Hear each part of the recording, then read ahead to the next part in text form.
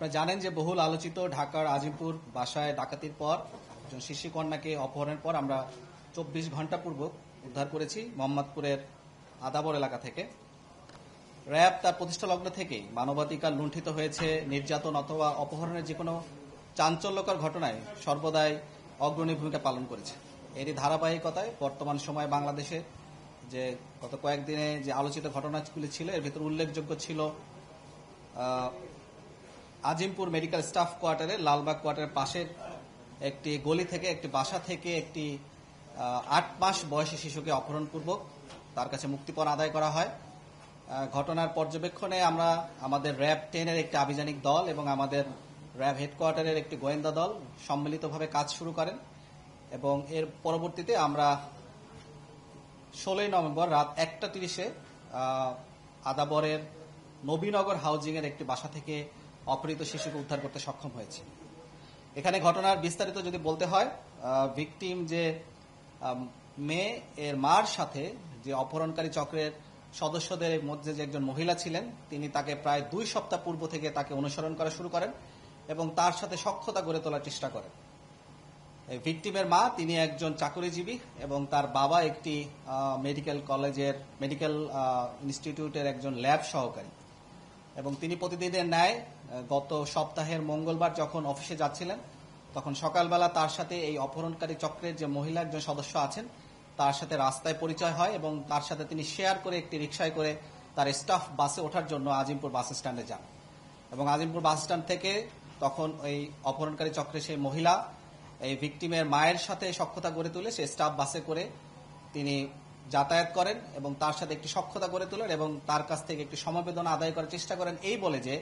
তিনি খুবই অসহায় এবং তিনি বর্তমানে খুব আর্থিক সমস্যায় আছেন, তিনি লেখাপড়াও করছেন এবং পাশাপাশি একটি চাকরিও করছেন। একটি সরকারি পরিবহন পুলের কথা বলেন তিনি, সেখানে অফিস সহায়ক হিসেবে সাময়িক একটি চাকরি নিয়েছেন, কিন্তু তার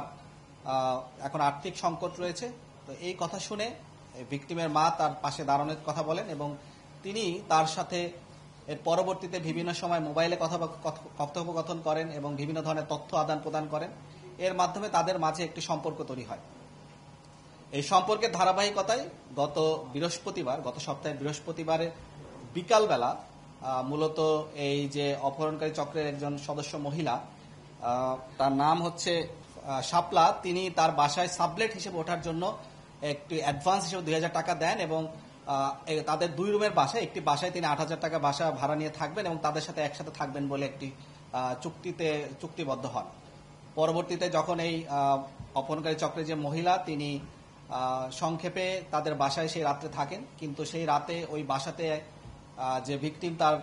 মায়ের একজন সম্পর্কের দুলাভাই সে বাসাতে চলে আসাতে তারা সেই রাতে তাদের এই অপহরণকারী যে পরিকল্পনা সেটা সফল কাম করতে পারেনি। কিন্তু তারপরও তাদের দেওয়া তথ্য মতে, ভিকটিমের মায়ের দেওয়া তথ্য মতে এবং যে অপহরণকারী চক্রের যে সদস্য মহিলাকে আমরা আটক করেছি তার দেওয়া তথ্য মতে তিনি রাতের বেলা সেখানে তাদেরকে সবাইকে ঘুমের ওষুধ এবং চেতনানাশক ওষুধ খাওয়ান এবং যখন পরবর্তী দিন সকালবেলা ওই বাসাতেই ওই ভিকটিমের মায়ের সাথে তার দুলাভাই এবং তার মা পরবর্তী দিন সকালবেলা বরিশালে যাওয়ার জন্য সকাল 6:30 যখন বেরিয়ে যান, তখন এই ভিকটিম এবং তার মেয়ে শুধুমাত্র সেই বাসাতে ছিলেন